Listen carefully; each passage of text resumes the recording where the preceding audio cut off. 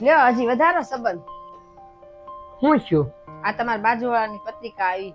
તો સારું કહેવાય ને, એના ઘરે પ્રસંગ છે તો આપને પત્રિકા આપી. શું સારું કહેવાય પત્રિકા આપવાની? અને આમ જો એક જ જણને કીધું છે આવવાનું, એક જણને આવવાનું કીધું એવી રીતના કહેવાય? એમાં શું વાંધો છે? પત્રિકા તો આપી છે, એમાં શું થઈ ગયું? કેમ વાંધો ન હોય?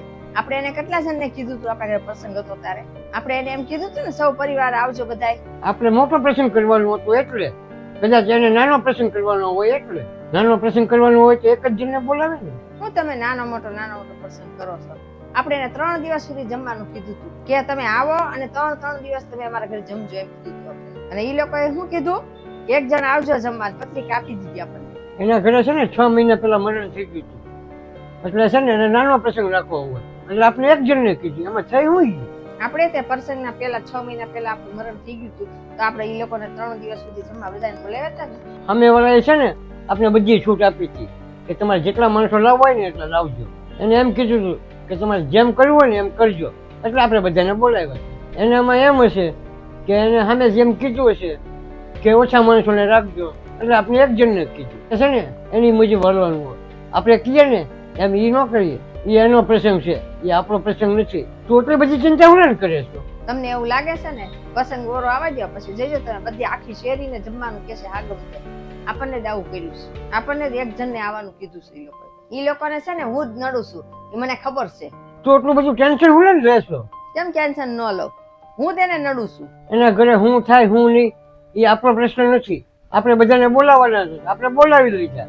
એને નથી નહોતા બોલાવવાના એટલે એને નથી બોલાવ્યા. એને નાનો પ્રસંગ રાખવો હતો, એને નાનો પ્રસંગ રાખ્યો.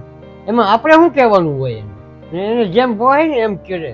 અરે પણ આજુબાજુ વાળાને બોલાવવાના જ હોય ને, તમે કેમ આવું કહો છો? દર વખતે તમને છે ને મારો જ વાગ દેખાશે નહીં, કદાચ તમને સારા લાગે સીધી બધા. તો હું ત્યાં જેમ એ લોકોને એમ કહું કે અમારે બધાને આવવાનું છે તો અમને બધાને કંકોત્રી લખો એમ કહું? આપણે શું એવું કહેવા જવાનું હોય સારું લાગે એવું? હું તને એમ જ કહું છું, એને જે લખવાનું જે લખ્યું, તું હું લઈને ખોટી ચિંતા કરે છો? તો તમે મને એમ કહો આપણા ઘરે પ્રસંગ થાય તો આપણે શું કરવાનું? આપણે હવે એને કેટલા જણને બોલાવવાના? તારે એમાં શું કરવાનું હોય?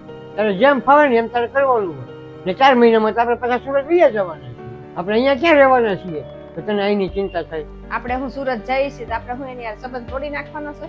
આપણે એની યાર કેવો સરસ સંબંધ રાખીએ છીએ મજાનો. આપણે સારા સંબંધ રાખ્યા છે ને, તો એ લોકો જે રીતે આપણે આમંત્રણ આપે ને એ રીતે આપણે રહેવાનું. ખોટે ખોટે હું મગજ બગાડે છો ને રામાયણ કરે છો ને બીજાના ઘરમાં સારો પ્રસંગ આવ્યો હોય તો આપણે બાજવા ન જવાય. બધા એની આખા ઘરનું કે અને આપણને એક જણનું કહે તો કેવું થાય આપણને? હજી આપણે ક્યાં જોયું છે કે બાજુવાળાને આમંત્રણ આપ્યું છે કે નથી આપ્યું?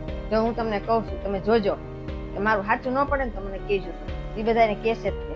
હજી તું જોતો ખરી કોને કોને આપે છે ને કોને કોને કીધું છે? બિચારા છે ને હરખથી પત્રિકા દઈને ગયા છે, તું ખોટી ખોટી રીતે હેરાન કરે છો, રાડું પાડે છે તું એની પાસે. હવે દર વખતે તમને છે ને મારો જ વાગ દેખાશે, બીજા કોઈ વાગ દેખાતો નથી. નથી તારો વાંક કાઢતો હું.